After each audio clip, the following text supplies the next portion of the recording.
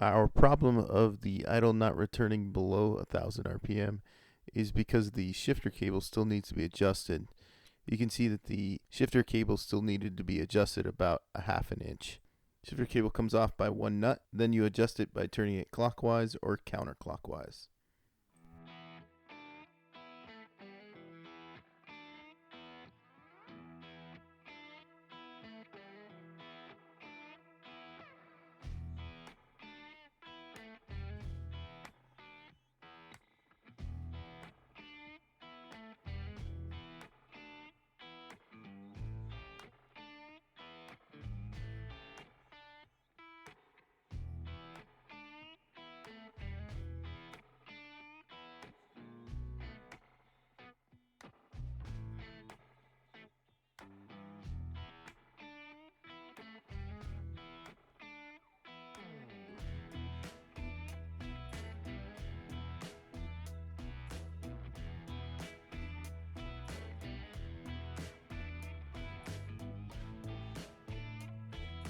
Then we put the assembly back together and added a new cotter pin.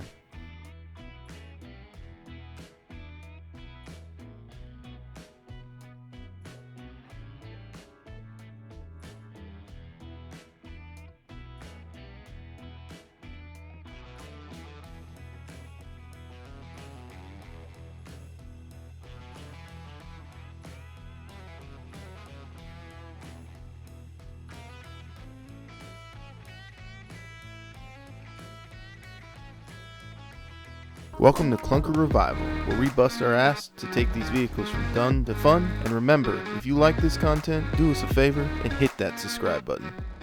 Up next, it's time to replace the ignition coil, two 10mm nuts holding on the cables, and one 14mm bolt into the side of the engine block to hold the bracket on.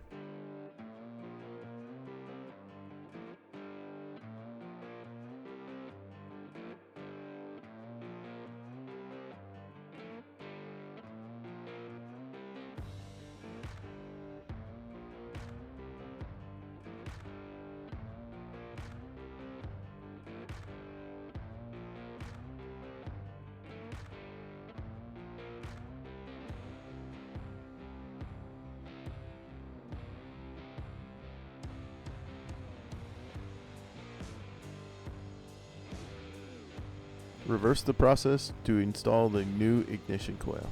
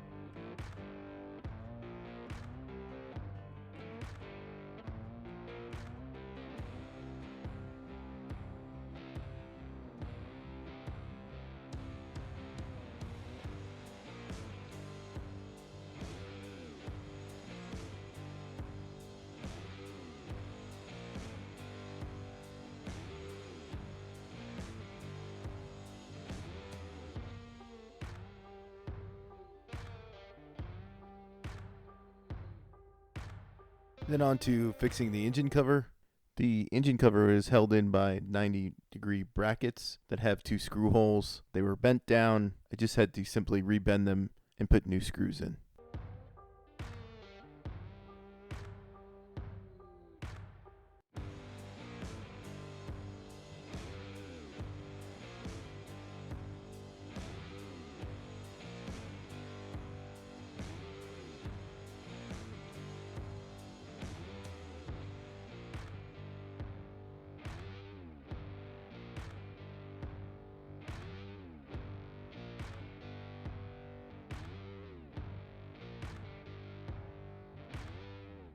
Onto trying to solve for the overheating problem. We ran a new air duct from the top of the engine cover down to the bottom, allowing fresh air into the engine bay.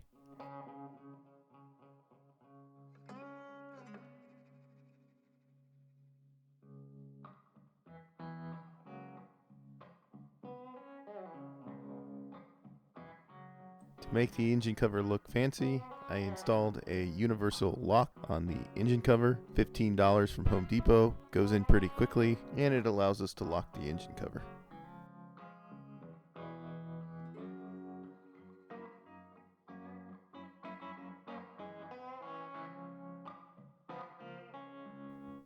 Now on to this bigger job where we're going to install this 17-gallon fuel cell on top of the old tank that we picked up from eBay for $175 and free shipping. Link in the description below. First up, remove the fuel line.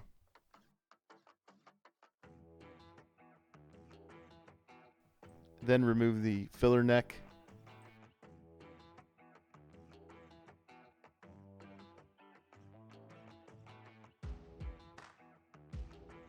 Then we decided to make some metal brackets to hold in the gas tank. We did this out of 90-degree bend mild steel.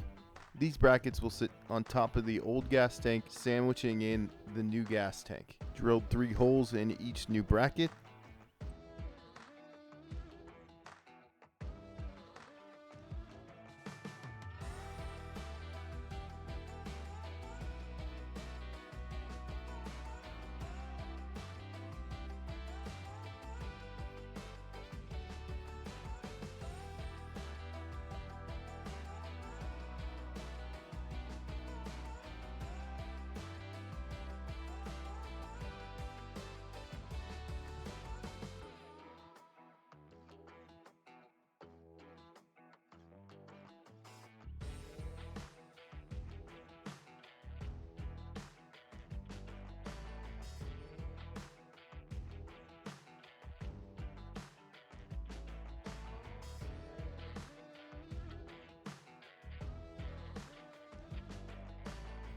Then marked out where they would fit on the old gas tank.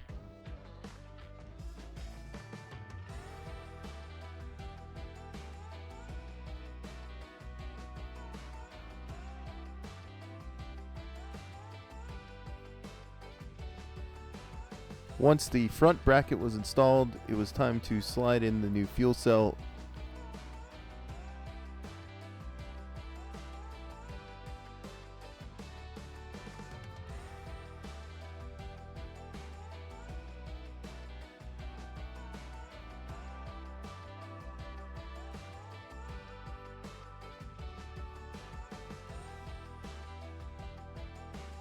Once the new fuel cell was in, couple trips to our local auto parts store to find the right hoses, and then we had some success hooking in the filler hose and the fuel pressure hose.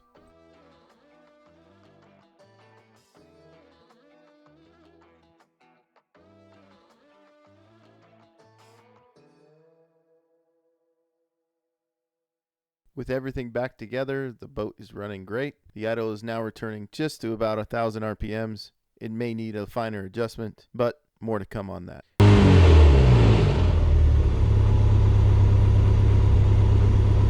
If you like this content, you can do 4 things: like, subscribe, leave a comment, or even check out our Teespring store, which is in the description below. And again, thanks for watching.